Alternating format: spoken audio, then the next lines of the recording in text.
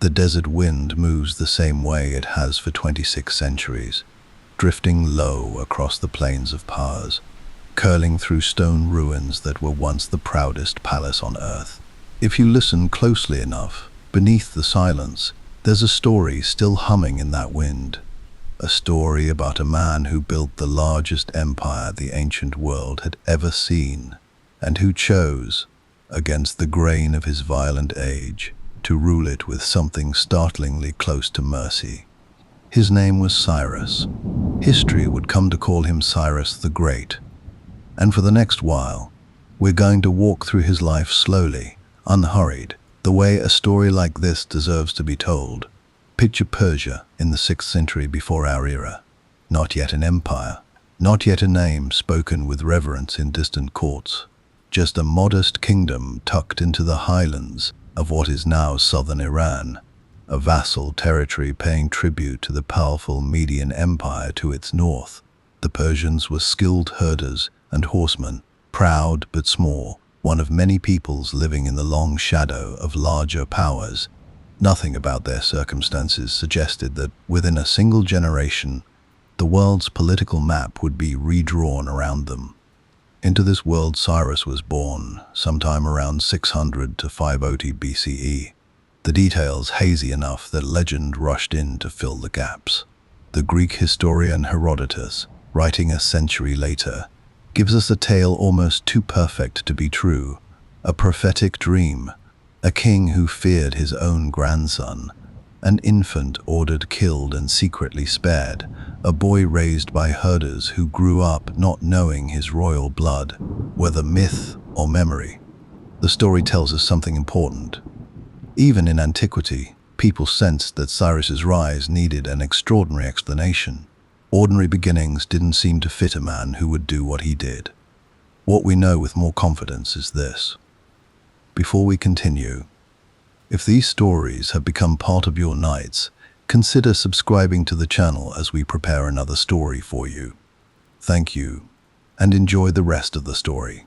Cyrus became king of Anshan, a Persian principality, around 559 BCE, and rather than accept his place as a tributary ruler beneath Median authority, he did something audacious. He rebelled. Around 550 BCE, Cyrus defeated his own grandfather, the Median king Astyages, not through brute conquest alone but partly through defection, as Median nobles and soldiers chose to follow him instead. It was the first sign of a quality that would define his entire career. People seemed to want to follow this man, not merely fear him. From there, the momentum became almost unstoppable. He turned west and conquered the fabulously wealthy kingdom of Lydia, defeating its legendary king Croesus, a ruler so rich his name still means extravagant wealth today.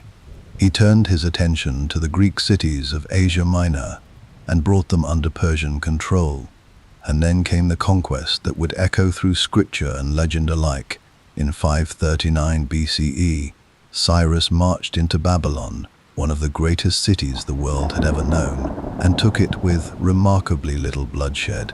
What he did next is why we still say his name with admiration rather than dread. Cyrus didn't raze Babylon. He didn't enslave its people or desecrate its gods.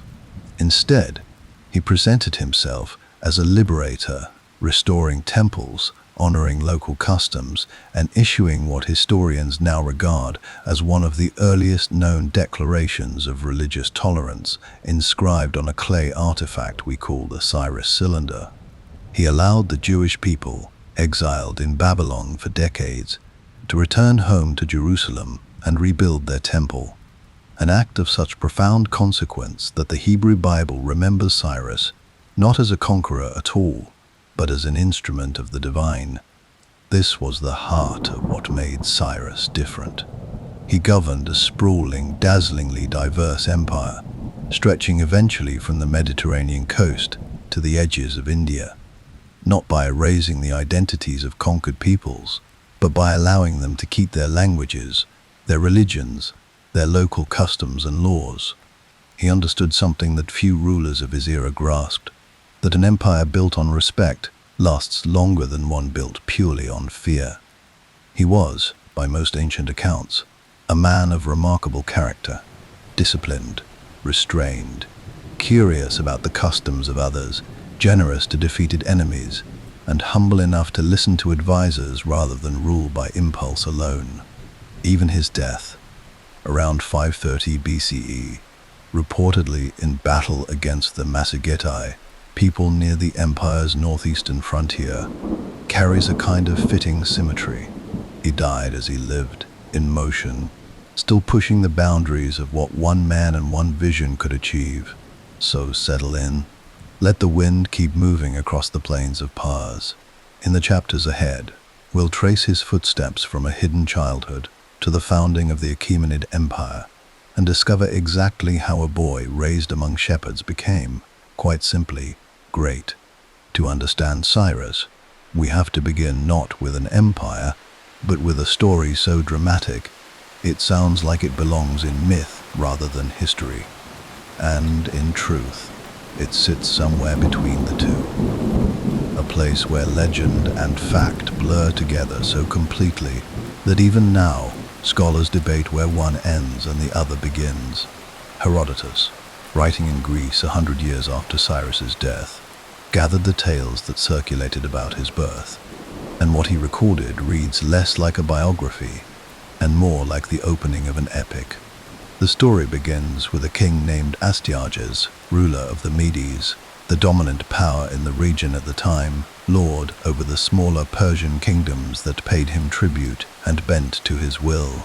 Astyages had a daughter named Mandane, and one night the king dreamed that from her body flowed a stream of water so vast it flooded not just his kingdom but the entire continent of Asia. Troubled, he summoned his magi, his court advisors skilled in the interpretation of dreams and omens, and asked what such a vision could mean. Their answer unsettled him deeply. Mandane's offspring, they warned, would one day rise to overthrow him. A king frightened of his own unborn grandchild is a peculiar kind of fear. But it was enough to shape Astyages' next decisions. He married Mandane off not to a fellow noble of the powerful Median court, where her children might pose a real threat, but to a Persian named Cambyses, a man of respectable but modest standing, a vassal rather than a rival. It seemed for a moment a clever solution. Diminish the bloodline's power by marrying it downward, and the prophecy would lose its teeth. It didn't work. Soon after the marriage, Astyages had a second dream, this one even stranger than the first. From his daughter's womb grew a vine, and the vine spread until its branches covered the whole of Asia in shade. Once again, the Magi delivered grim counsel. The child Mandane carried would indeed rise to replace him as king. This time, Astyages did not simply rearrange a marriage. He decided the child could not be allowed to live. When Mandane gave birth to a son, Astyages summoned a trusted nobleman of his court, a man named Harpagus, and gave him an order that must have turned his stomach even as he received it: take the infant and kill him. Harpagus, unwilling to spill royal blood with his own hands, passed the task instead to a herdsman named Mithridates, instructing him to expose the child on a remote mountainside, left to the elements and the wild animals, a death that would leave no one's hands directly stained. But fate, or perhaps simply human compassion, intervened. Mithridates returned home to his wife, a woman named Spako, and found that she had just given birth herself to a child who had not survived. Standing before her with the king's grandson in his arms, the herdsman faced an impossible choice. His wife pleaded with him, why expose a living, breathing infant of royal blood to die in the wilderness, when they could quietly raise him as their own and present the body of their own stillborn child to Harpagus as proof the deed was done. Mithridates agreed. The substitution was made, and somewhere on a Median hillside, a herdsman's dead infant was left exposed in a king's clothing, while the future conqueror of half the known world was carried into a humble shepherd's home to be raised as a commoner. Whether every detail of this account is true is, frankly, beside the point for what it tells us. Ancient peoples often wrap the births of extraordinary figures in stories of danger and providence, narratives that whisper, this person was always meant for something greater, and the universe itself conspired to protect him.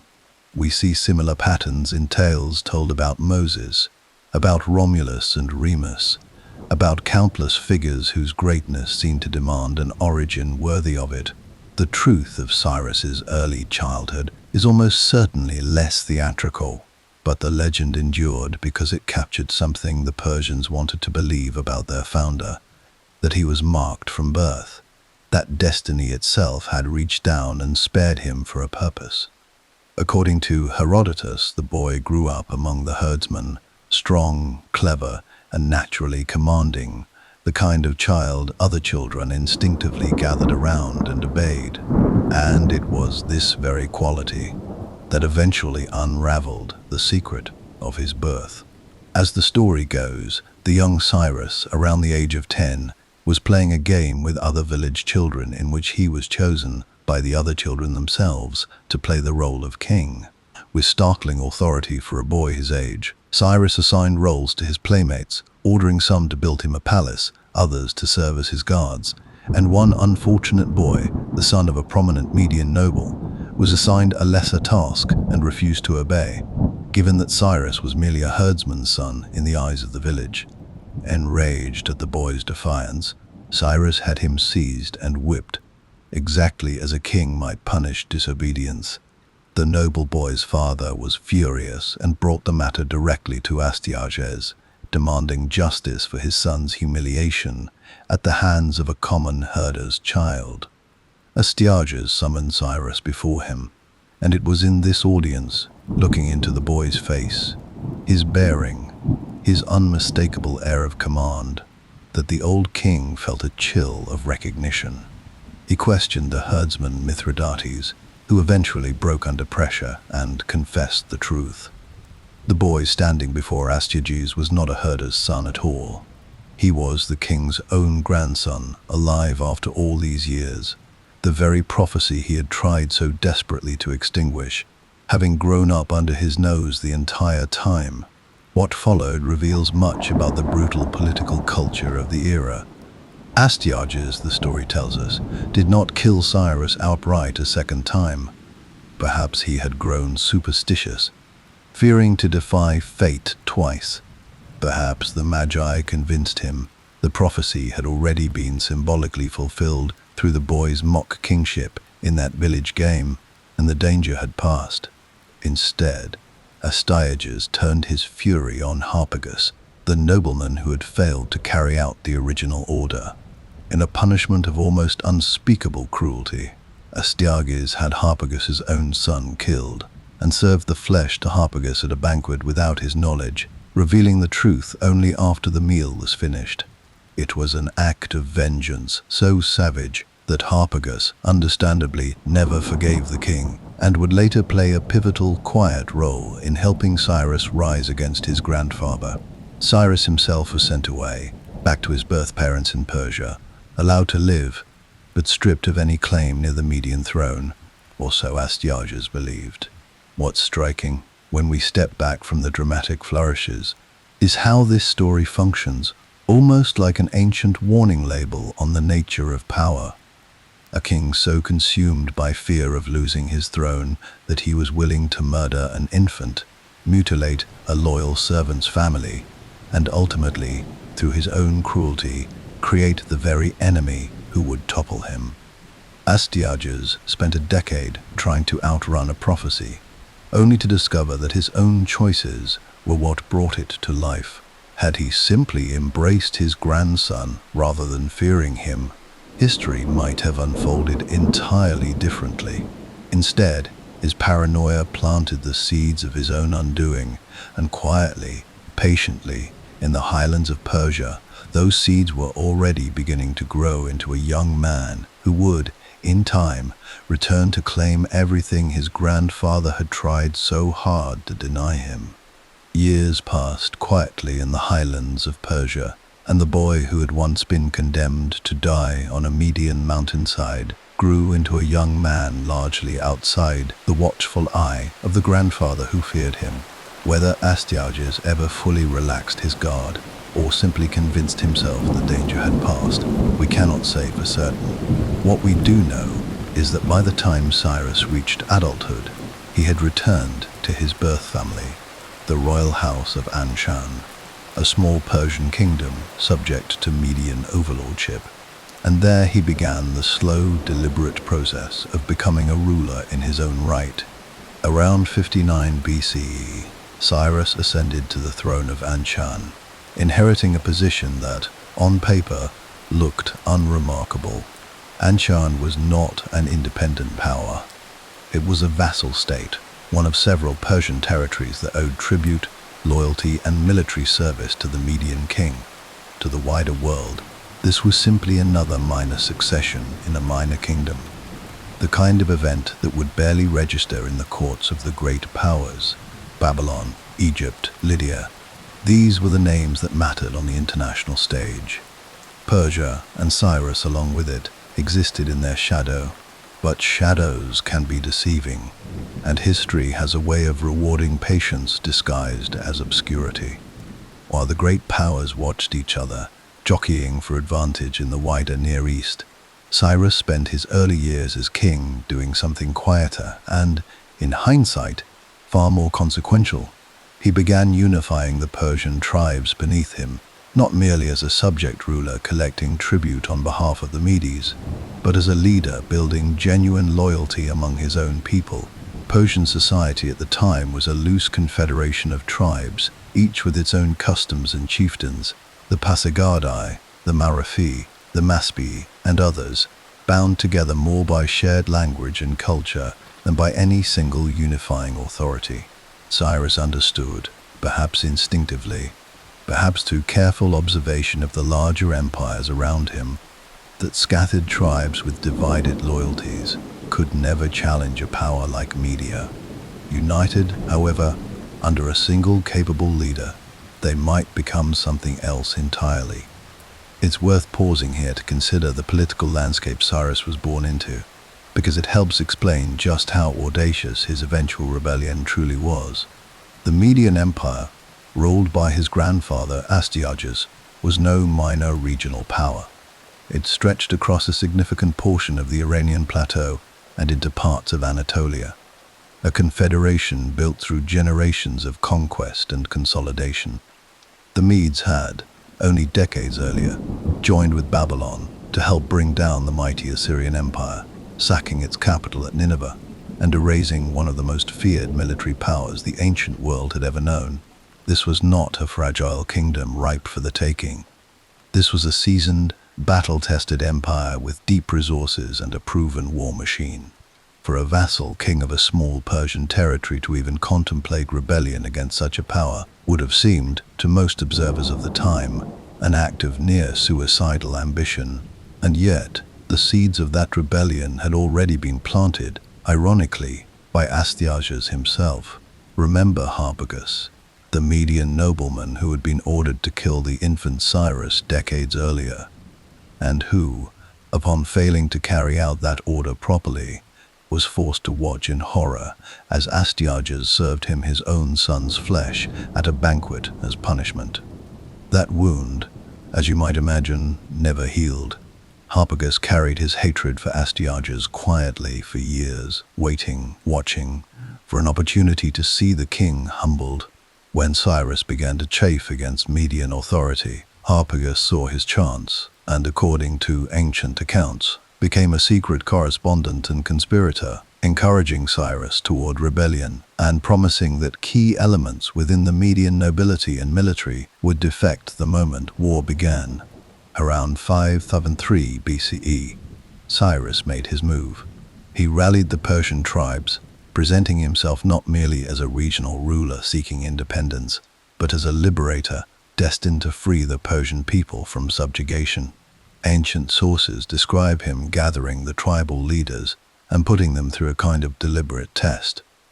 On the first day, he had them labor in a field, clearing thorny scrubland under the hot sun, exhausting and miserable work. On the second day, he hosted a magnificent feast, lavish food, wine, comfort, and ease. Then he asked them plainly which day they preferred, and which life they wanted: the grinding toil of subjugation to media, or the abundance that could come from following him toward freedom and conquest. It was a simple piece of theater, but an effective one, the kind of intuitive understanding of human motivation and morale that would characterize Cyrus's leadership throughout his life. The tribes chose Cyrus and chose war. The conflict that followed lasted roughly 3 years, a grinding struggle between a small but determined Persian coalition and the established might of the Median Empire. We don't have detailed, reliable accounts of every battle. The sources from this period are fragmentary and often colored by later legend, but the broad outline is clear enough. Astyages, learning of the rebellion, mustered his forces and marched against his own grandson, perhaps still disbelieving that the boy he had once tried to have killed could pose any serious threat to his throne. What he found instead was an enemy who had, through years of quiet preparation, built both military strength and political alliances. Astyages had failed to anticipate. The turning point came when Harpagon's long simmering betrayal finally bore fruit. At a critical moment in the conflict, significant portions of the Median army, under Harpagon's influence and command, defected to Cyrus's side rather than fight against him. It's difficult to overstate how devastating a betrayal like this can be in ancient warfare, where the loyalty of generals and soldiers often mattered as much as raw numbers. An army that suddenly finds its own commanders working against it doesn't just lose a battle, it often collapses entirely, and that appears to be precisely what happened to the Median forces. In 500 BCE, Cyrus achieved final victory. Astyages was captured, and the once mighty Median Empire, the power that had ruled over the Persians for generations, the power that had helped topple the Assyrian giants only decades before, fell to the very grandson it had tried to erase from existence before he ever drew breath. What happened next tells us something important about the kind of ruler Cyrus intended to be, a pattern we will see repeated again and again throughout his career. He did not execute Astyages. Ancient sources differ on the precise details. Some suggest Astyages was kept in comfortable captivity at Cyrus's court for the remainder of his life, treated with a degree of dignity that must have surprised everyone who knew the brutal precedent of how conquered kings were typically handled in this era. This was not how empires usually changed hands. Conquered rulers were killed, blinded, paraded in chains, or subjected to public humiliation designed to crush any lingering loyalty their former subjects might harbor. Cyrus, even at this early stage of his career, seemed to understand something different, that mercy, deployed wisely, could be just as powerful a political tool as cruelty, and considerably less likely to breed resentment that might fester into future rebellion. With Astyages defeated, Cyrus did not simply replace him as a new Median overlord ruling through fear. Instead, he merged the Median and Persian peoples into a single unified kingdom, one that historians now call the Achaemenid Empire, named after the ancestral Persian clan, the Achaemenids, from which Cyrus's royal line descended. Crucially, he did not treat the Medes as a conquered, subjugated people to be exploited and humiliated. Median nobles, generals, and administrators were folded into his new government, often retaining positions of real power and influence. Harpagon himself would go on to lead Persian military campaigns in the years that followed, rewarded for his loyalty rather than discarded once his usefulness had ended. In the span of just a few short years, Cyrus had transformed himself from the ruler of a minor vassal kingdom into the master of a vast unified territory stretching across the Iranian plateau, encompassing both Persians and Medes under a single crown. The prophecy that had so terrified his grandfather decades earlier had come true in full. But what's remarkable, looking back across the centuries, is not simply that Cyrus fulfilled the prophecy. It's the manner in which he did it, building loyalty rather than simply seizing power, turning a former enemy's army into the foundation of his own, and treating a defeated grandfather with a mercy that very few rulers of the ancient world would have considered. This was not yet the vast empire that would one day stretch from the Mediterranean to the edges of India. But it was the foundation, the proof of concept, for everything that was still to come. And the wider world, still largely unaware of what had just happened in the highlands of Iran, was about to discover that a new and very different kind of conqueror had just stepped onto the stage of history. News traveled slowly in the ancient world, carried by merchants, diplomats, and wandering soldiers across roads that wound through mountain passes and desert plains, taking weeks or months to reach the courts of distant kingdoms. But when news of Cyrus's conquest of Media finally arrived in the western reaches of Anatolia, in the magnificent capital city of Sardis, it landed with the weight of something that changes everything. The man who received it was Croesus, king of Lydia, and he understood immediately, with the instinct of a seasoned political survivor, that the comfortable balance of power he had built his reign upon had just shifted beneath his feet in ways he could not yet fully measure. To understand why Croesus mattered, and why his collision with Cyrus would become one of the most celebrated episodes of the ancient world, we need to spend a moment simply appreciating who this man was. Croesus was, by the reckoning of his age, the wealthiest ruler on earth. Lydia, the kingdom he ruled in western Anatolia, in what is now western Turkey, sat at a geographical crossroads where trade routes from the east met the prosperous Greek city-states along the Aegean coast. The kingdom was blessed with rivers that literally carried gold dust in their currents, and Lydia is credited in antiquity with one of humanity's most consequential inventions, coined money. Before Lydia, trade was conducted through the laborious weighing and measuring of metal. Lydia minted the first standardized coins, and in doing so, helped give the ancient economy an engine it had never possessed before. Croesus was so fabulously wealthy that his name attached itself permanently to the concept of riches in the human imagination. We still say, without thinking about where the phrase came from, that someone is as rich as Croesus. His court at Sardis attracted philosophers, poets, and ambassadors from across the Mediterranean world. He made lavish donations to the great Greek sanctuaries, including the famous oracle at Delphi, whose priestesses were said to speak the words of the god Apollo. He was, in every measurable sense, a man who stood at the very apex of the ancient world's power and prestige. And now, watching from Sardis as the Median Empire that had for decades balanced and checked Persian ambitions simply ceased to exist, Croesus made a decision that would define the rest of his life. He decided to act before Cyrus could consolidate his gains and turn westward on his own terms. The logic was reasonable enough. Better to strike first from a position of strength than to wait and face a fully organized Persian war machine.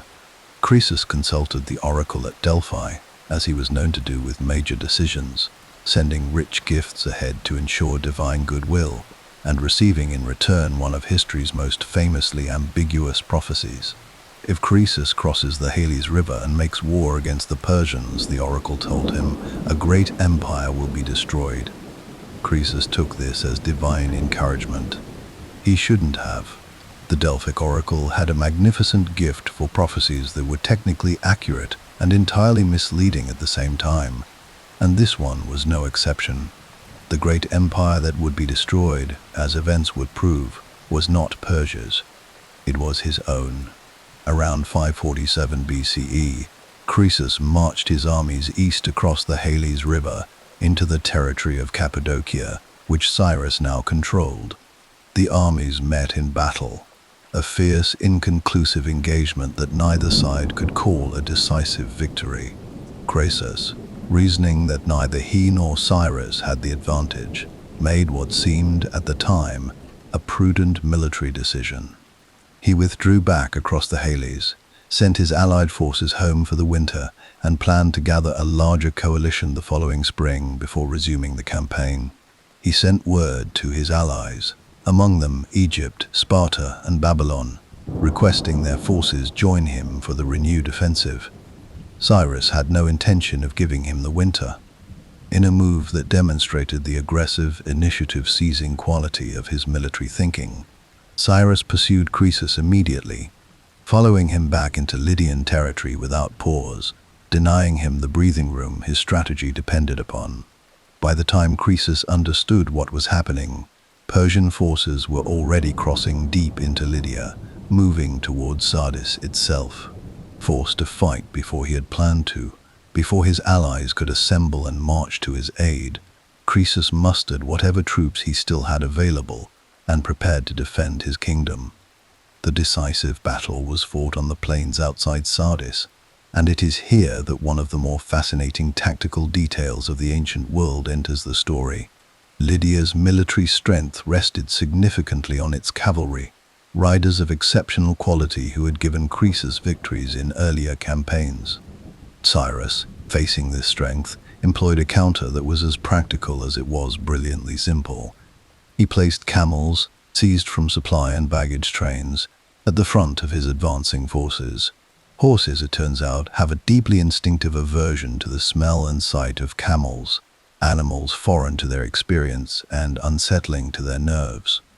The Lydian cavalry horses, confronting the unexpected wall of lurching, strange-smelling creatures, panicked and refused to advance. The cavalry charge that Croesus was counting on simply never materialized, and without it, his forces crumbled against the Persian assault. Sardis fell within days. Croesus, retreating into the city's seemingly impregnable Acropolis, held out for a siege that lasted no more than 2 weeks before Persian soldiers found an unguarded path up the cliffs, a route so difficult to climb that the Lydians hadn't bothered to station guards there. And suddenly the Acropolis was breached, and it was over. Croesus was captured. The richest kingdom in the world had fallen. Now comes the moment that has fascinated historians, philosophers, and storytellers for 25 centuries. What does Cyrus do with the conquered king of Lydia, according to Herodotus? And there is reason to believe at least the emotional core of this account contains truth. Cyrus initially ordered Croesus to be burned alive, bound atop a funeral pyre as a demonstration of Persian power. Croesus, standing in the flames beginning to take hold beneath him, called out the name of the Athenian philosopher Solon, a man who had visited his court years earlier and, despite Croesus's enormous wealth and power, had told him plainly that no man could be counted happy until his life was finished, because fortune could reverse at any moment.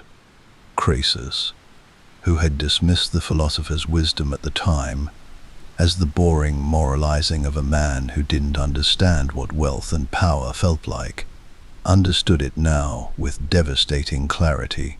Cyrus, hearing the name called out and learning the story behind it, was struck.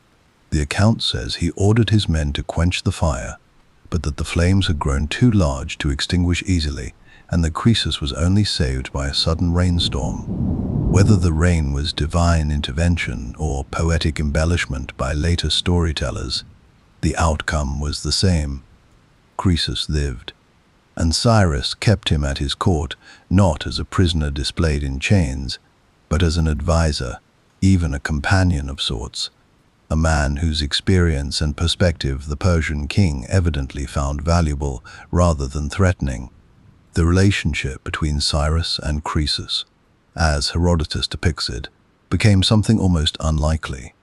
A genuine intellectual exchange between a conqueror and his defeated rival, each in their own way still learning about the world and what power truly means. Ancient accounts suggest Croesus advised Cyrus on multiple occasions in the years that followed, sometimes bluntly, always knowledgeably, and that Cyrus listened. This was the pattern becoming unmistakably clear in Cyrus's conduct.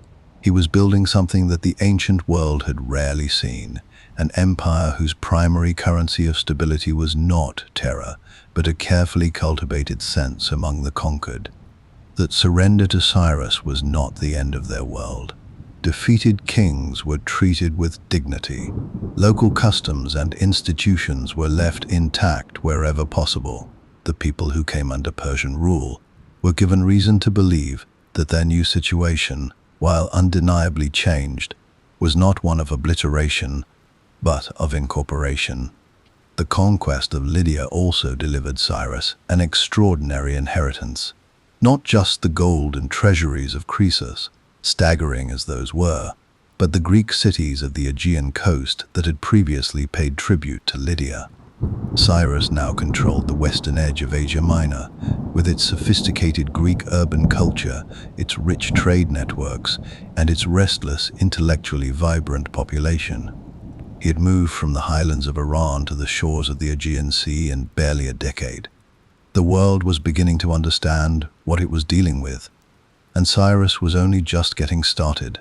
There are cities in history whose names carry a weight far beyond geography. Names so loaded with meaning, myth, and accumulated human imagination that to simply say them aloud is to conjure an entire world. Babylon is one of those names. In the 6th century BCE, it was not merely a city, it was the city, the beating heart of the ancient Near East. A place of such staggering scale and sophistication that travelers who laid eyes on it for the first time often struggled to find adequate words. Its walls were wide enough, it was said, that a 4-horse chariot could turn around atop them. Its gardens, later immortalized among the 7 wonders of the ancient world, rose in terraced splendor above the flat Mesopotamian plain. Its temples reached toward the sky in layered towers, ziggurats that stood as physical declarations of divine favor. Babylon was not simply powerful. It was the idea of power made tangible in stone and gold and water. And in 539 BCE, Cyrus of Persia marched toward it. To understand the significance of what was about to happen, we need to briefly understand the state of Babylon at this particular moment in its long and complicated history. The city was ruled by a king named Nabonidus, a figure who had managed, through a combination of genuine eccentricity and apparent political tone deafness, to alienate virtually everyone in his own kingdom who mattered. Nabonidus had a deep personal fascination with a moon god called Sin, whose cult was centered far from Babylon, and he spent long stretches of his reign, sometimes years at a time, residing at the distant oasis of Timar in Arabia, leaving his son Belshazzar to manage affairs back home. In his religious enthusiasm, he had neglected or actively disrupted the rituals and festivals sacred to Marduk, Babylon's chief god, rituals that were not merely ceremonial, but deeply woven into the political and spiritual identity of the Babylonian state, its priests, and its people. The New Year festival, in which the king played a central symbolic role affirming Marduk's supremacy, and by extension his own divine mandate to rule, had been allowed to lapse repeatedly. Babylon's powerful priestly class, the administrators of immense institutional wealth and influence, found themselves increasingly at odds with a king they viewed as neglectful, irreverent, and frankly, rather baffling.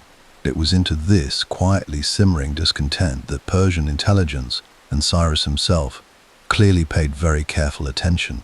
He had demonstrated at every previous conquest that he understood the politics of a place before he attacked it, identifying not just the military vulnerabilities but the human ones, the fault lines of resentment and grievance along which a society might be willing to crack. Babylon was militarily formidable, surrounded by its legendary walls, well-provisioned and defended by a capable garrison. A frontal assault against fortifications of that magnitude would have been costly, possibly disastrously so. Cyrus did not think in straight lines when curved ones would serve him better. His approach to Babylon was as much a political campaign as a military one. Persian propaganda, disseminated through channels we can only partially reconstruct, presented Cyrus not as a foreign conqueror come to plunder a great city, but as the chosen instrument of Marduk himself, the very god Nabonidus had so conspicuously neglected. This was a remarkably sophisticated piece of political theatre. By framing the Persian invasion as a divinely sanctioned restoration of proper order, Cyrus was speaking directly to the anxieties of Babylon's priestly establishment, suggesting that his arrival was not a disaster to be resisted, but a correction to be welcomed. The military campaign itself, when it came, was swift and, by the brutal standards of ancient conquest, astonishingly low in bloodshed. Persian forces engaged the Babylonian army at the Battle of Opis, north of Babylon, and defeated it. The city of Sippar fell without significant resistance shortly after. Then, in a sequence of events that ancient sources describe with an almost dreamlike quality, Persian forces entered Babylon itself. The account given by Herodotus suggests that Cyrus's engineers diverted the waters of the Euphrates River, which flowed directly through the city, reducing it to a fordable level so that soldiers could enter along the riverbed beneath the massive walls. Other ancient sources, including the Babylonian Chronicle, a contemporaneous administrative record, describe the entry with striking brevity and a notable absence of the kind of catastrophic violence that typically accompanied the fall of ancient cities. The gates were opened, the Persians entered, Nabonidus, who had returned to his capital by this point, was captured, and Babylon stood. No looting of its great temples, no massacre of its population, no bonfire made of its libraries and treasuries. Babylon, the greatest city in the world, changed hands with a composure that seemed almost impossible given the scale of what had just occurred. Whatever combination of military maneuvering, political preparation, and internal Babylonian resignation made this possible, the result was the same. Cyrus entered the city of Babylon not as a destroyer, but as, in the carefully crafted narrative he presented, a liberator. The document that followed is perhaps the single most remarkable artifact associated with Cyrus's reign, a small baked clay cylinder about 9 inches long, inscribed in the Akkadian cuneiform script that was Babylon's administrative language. We call it the Cyrus cylinder today, and it was discovered in the ruins of Babylon by a British museum excavation in 1879, sitting in the rubble of a city that had been silent for over 2,000 years. Its text, written in Cyrus's voice, describes Marduk's displeasure with Nabonidus, the god's search for a righteous ruler who could restore proper order, and his selection of Cyrus as that ruler. It describes Cyrus's peaceful entry into Babylon, his restoration of temples and sacred sites that had fallen into neglect, and, critically, his policy toward the peoples who had been forcibly displaced and resettled under Babylonian imperial policy. He returned the gods, meaning the sacred cult statues that had been removed from their home temples, to their original sanctuaries. He allowed displaced peoples to return to their homelands. He proclaimed that people throughout his empire should worship as they saw fit. Scholars have debated for generations exactly how to interpret the Cyrus cylinder, and this debate is worth taking seriously, rather than glossing over. Some have called it the world's first declaration of human rights, an ancient charter of religious freedom and dignity that anticipates principles the modern world would not codify for another 2.5 millennia. Others have argued, with equal validity, that it is primarily a piece of royal propaganda, following the established conventions of Babylonian royal inscriptions designed to legitimize Cyrus's rule by presenting him in terms Babylonians would recognize and approve of. Both things can be, and probably are, simultaneously true. It was propaganda, yes, but propaganda that made concrete promises that Cyrus appears, remarkably, to have actually kept. A declaration of benevolent intent that was followed by genuine benevolent action is something qualitatively different from mere rhetoric, whatever name we choose to give it. The most profound consequence of the Babylonian conquest, at least in terms of its long echo through subsequent history, was what it meant for the Jewish people living in exile there. Decades earlier, the Babylonian king Nebuchadnezzar had conquered Jerusalem, destroyed Solomon's temple, and forcibly relocated a substantial portion of the Jewish population to Babylon, an event known in Jewish history and scripture as the Babylonian captivity, one of the most traumatic episodes in a history that was no stranger to suffering. These exiles had maintained their identity, their faith, and their longing for home across decades of displacement, sustained by the writings of prophets who promised, however inexplicably, that their exile would one day end. Cyrus ended it. He issued a decree allowing the Jewish exiles to return to their homeland in Judah and authorizing the rebuilding of their temple in Jerusalem. He reportedly returned to them the sacred vessels that Nebuchadnezzar had taken from the first temple decades before, and provided material support for the reconstruction effort. This was not a small administrative detail. It was an act of such profound consequence that the Hebrew Bible addresses it directly and repeatedly, describing Cyrus in terms that no other foreign ruler receives in Scripture.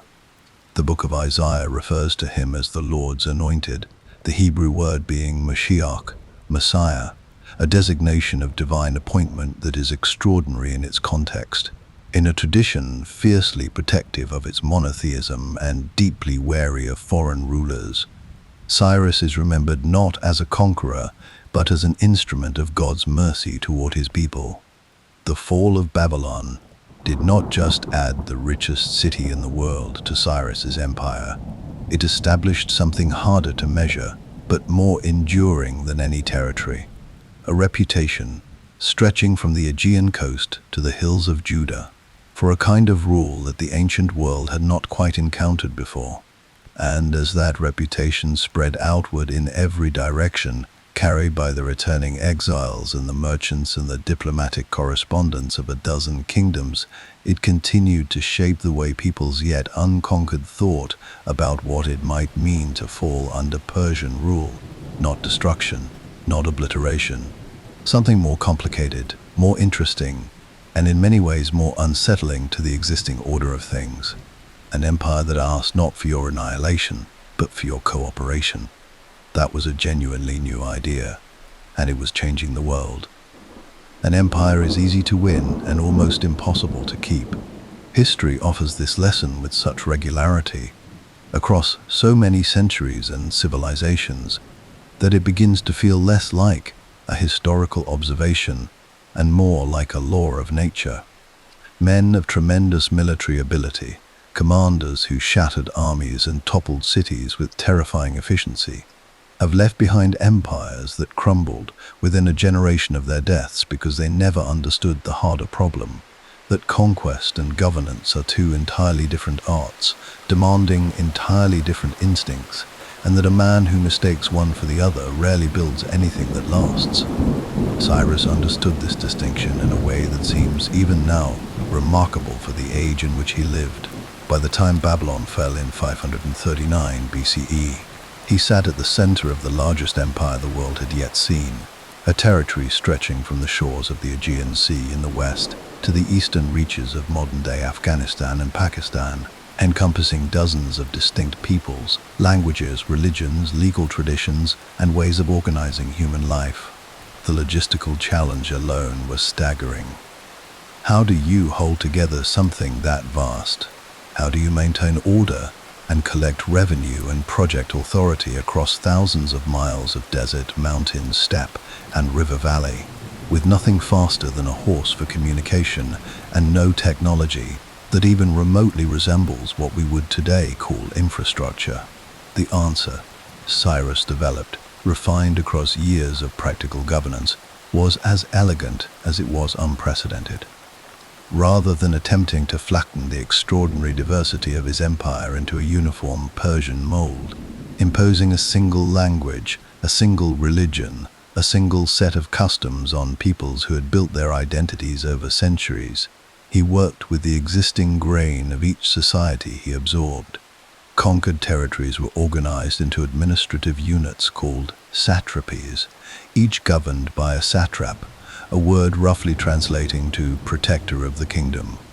These satraps were empowered to govern their regions with considerable autonomy, managing local affairs, maintaining order, collecting taxes and tribute, and administering justice according to the customs of the people they governed.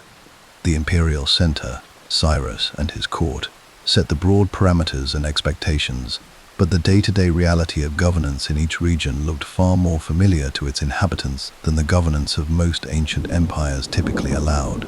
This was not simply generosity for its own sake, and it would be naive to present it that way.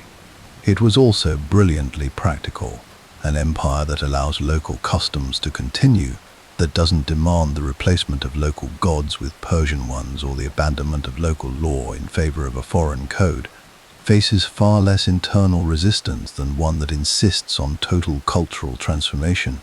The energy and resources that might otherwise be consumed fighting persistent local rebellions could instead be directed outward toward consolidation and expansion. Cyrus had seen in the example of the Median Empire before him, and in the example of Babylon under Nabonidus, what happened when rulers alienated the established religious and cultural institutions of their subjects. He had no intention of making the same mistake. Wherever possible, he made a deliberate point of honoring the religious traditions of conquered peoples. In Babylon, as we have already seen, he presented himself as the chosen servant of Marduk. In other territories, Persian administration worked alongside and through existing temple hierarchies and priestly establishments rather than displacing them. This was a radical departure from the model of empire that the ancient Near East had previously known. The Assyrians, who had dominated the region before the Medes and Babylonians brought them down, had been notorious for a policy of deliberate cultural disruption, forcibly resettling conquered populations far from their homelands to prevent the formation of stable regional identities that might fuel rebellion. Cyrus reversed this policy wherever he found it, not just for the Jewish exiles in Babylon, but for other displaced peoples throughout the empire. Return home, rebuild your temples, worship your gods, pay your tribute, accept the broad framework of Persian authority, and otherwise live as you have always lived. The Persian royal road stands as perhaps the most tangible physical expression of how Cyrus and his immediate successors understood the practical requirements of empire. Stretching roughly 1,700 miles from Susa in southwestern Persia to Sardis on the Aegean coast, this engineered road system, developed and expanded under Cyrus and his heirs, allowed royal couriers to travel its length in roughly 7 days, a speed so astonishing for the ancient world that Herodotus recorded it with evident admiration. The road was equipped with a series of post stations, each maintaining fresh horses and riders, so that messages could be relayed continuously without any single courier needing to travel the full distance. It was, in its way, the ancient world's postal system, and it served the same function that communication infrastructure has served for every large administrative state. In history, it allowed the center to know what the periphery was doing and respond to it with some semblance of speed. But roads and administrative systems, however ingeniously designed, are ultimately just the skeleton of an empire. What animated the Persian Empire under Cyrus, what gave it its distinctive character, and made it something qualitatively different from the empires that had preceded it, was something harder to codify. It was a culture of rule that emanated from the king himself, a set of dispositions and values that expressed themselves in countless individual decisions, large and small, across the decades of his reign. Consider the accounts that survive of Cyrus's personal conduct, filtering for the inevitable idealization that attaches to celebrated rulers, but looking for the patterns underneath.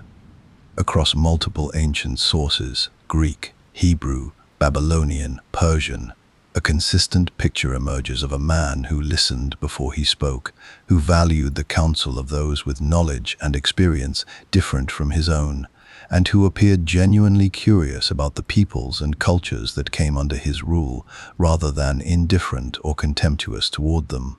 Xenophon, the Greek historian and soldier who wrote an extended, idealized biography of Cyrus called the Cyropedia, presents him as the model of virtuous leadership, disciplined in his habits, moderate in his appetites, generous to those who served him faithfully, and scrupulously fair in his dealings even with those who had reason to expect otherwise.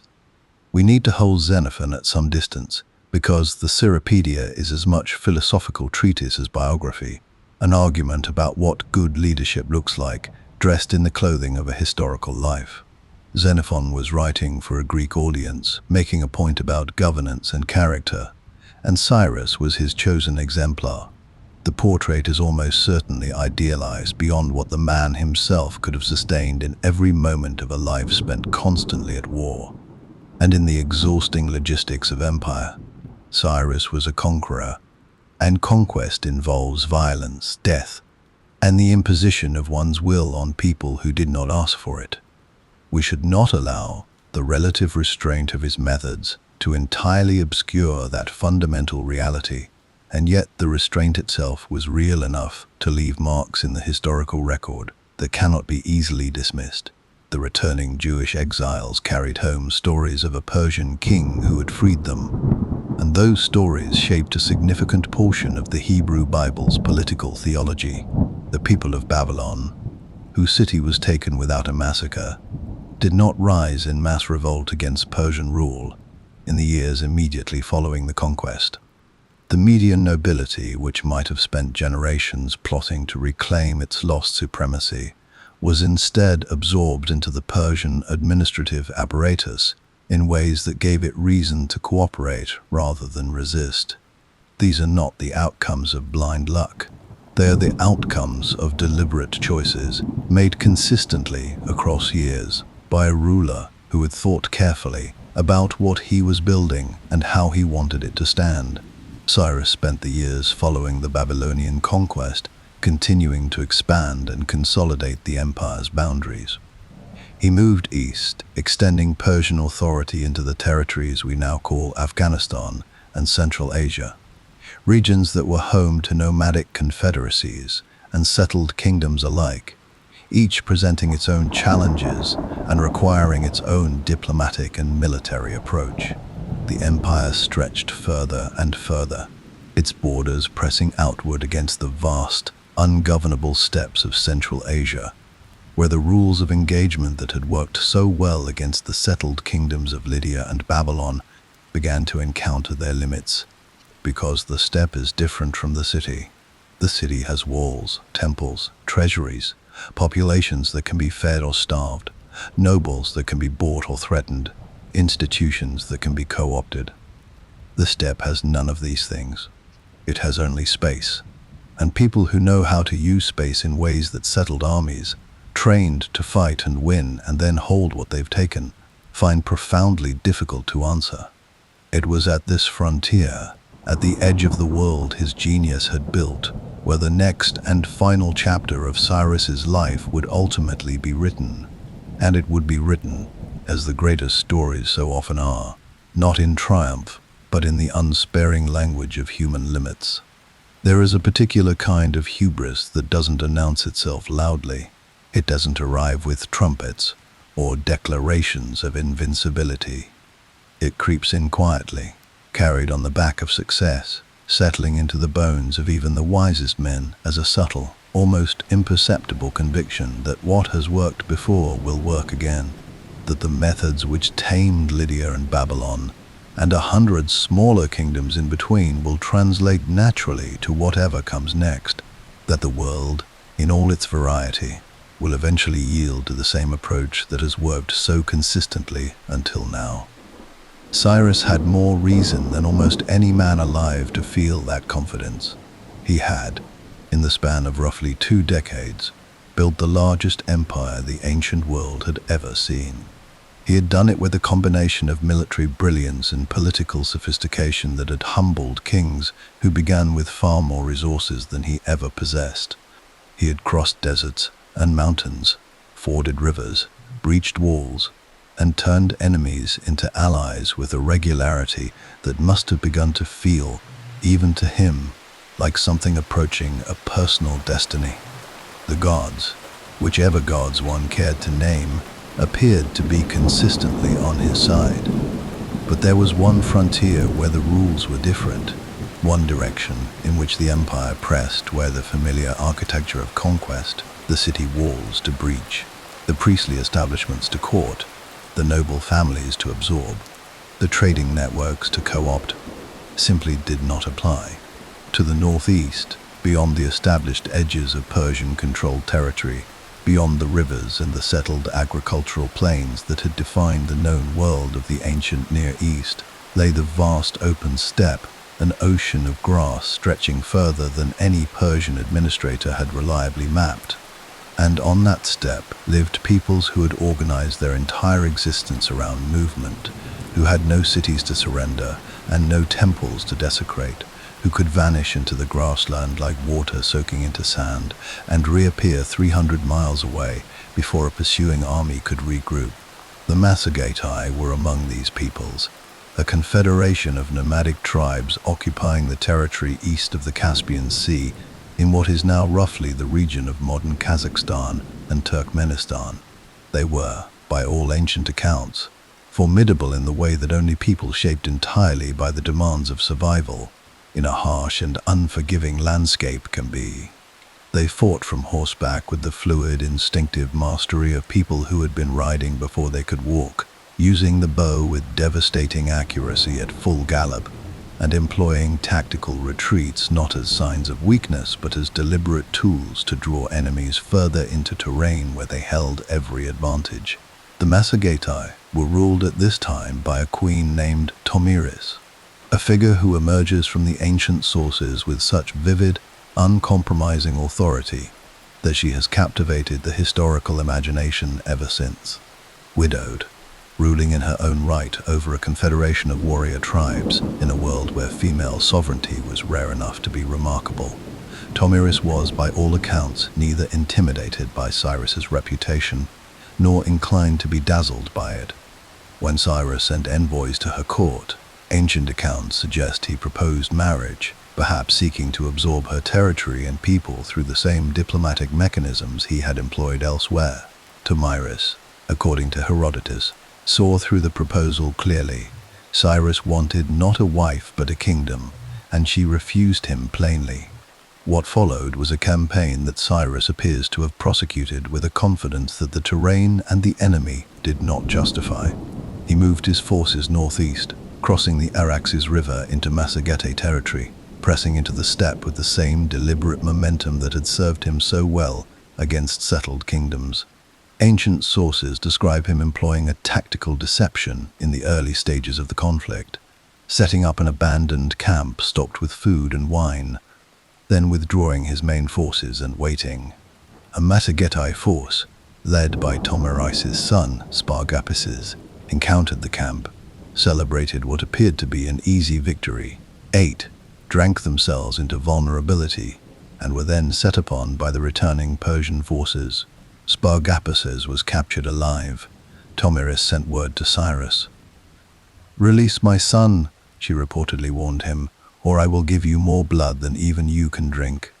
The language, as recorded by Herodotus, carries the cold clarity of a woman who has already made her calculations and is simply extending a final courtesy before acting on them. Cyrus did not release the prisoner. Spargapises, deeply humiliated by his capture, managed to have his bonds removed and took his own life rather than remain a prisoner of the Persians. When news of her son's death reached Tomiris, whatever remaining restraint she might have maintained evaporated entirely. What came next was one of the most devastating military defeats of Cyrus's career, and, by most ancient accounts, the last battle he would ever fight. Tomiris gathered the full strength of her forces and met the Persian army in a pitched engagement deep in the steppe. The ancient sources describe it in broad strokes rather than precise tactical detail, as one of the fiercest battles between non-Greek peoples that the ancient world had witnessed. The Persians, whatever advantages they had pressed in earlier engagements, found themselves on ground that negated their strengths and amplified those of their enemy. The Massagetae fought with the particular ferocity of people defending not just territory, but a way of life. And behind them was a queen whose grief had become a weapon as sharp as any blade on the battlefield. The Persian army was destroyed. Cyrus the Great, king of Persia, conqueror of the Medes, Lydia, and Babylon, founder of the Achaemenid Empire, the man who had freed the Jewish exiles and been called the Lord's Anointed, died somewhere on the Central Asian steppe around 530 BCE in a battle against a people most of the Mediterranean world had barely heard of. Herodotus, always drawn to the dramatically satisfying detail, records that Tomiris had Cyrus's head brought to her after the battle, and that she plunged it into a skin filled with blood, fulfilling in symbolic terms the warning she had sent him. She had promised him blood to drink, and blood he received. Whether this account is literally true or embellished by the storytelling traditions that always accumulate around moments of great historical drama, we cannot say with certainty. What we can say is that Cyrus's death came not in the comfort of his palace, not surrounded by the accumulated glory of his conquests, but in the dust and grass of a landscape that cared nothing for empires or reputations or the intricate political architectures he had spent his life constructing. There is something in this ending that feels almost instructive, though we should be careful not to impose too neat a moral on a life that resists easy summarizing. Cyrus's genius lay in his ability to understand the people he was dealing with, to read their grievances, their loyalties, their spiritual convictions, and to use that understanding not merely to conquer them, but to govern them in ways that made his rule genuinely preferable to the alternatives. That genius had its limits, and those limits were exposed most clearly at precisely the point where the human landscape he was navigating stopped being organized around cities and temples and settled institutions, and became instead the vast, trackless, ungovernable expanse of the nomadic world. He had been, in the end, a man of immense gifts, operating within the conditions that those gifts were shaped to address. The steppe was a different set of conditions entirely, and unlike Lydia, unlike Babylon, unlike the Median Empire that had tried to crush him in his cradle, the steppe did not negotiate, did not defect, did not respond to the offer of dignified incorporation. It simply absorbed armies and returned silence. His body, by tradition, was brought back to Persia for burial. A tomb was built for him at Pasargadae, the ceremonial capital he had established in the heartland of the Persian homeland.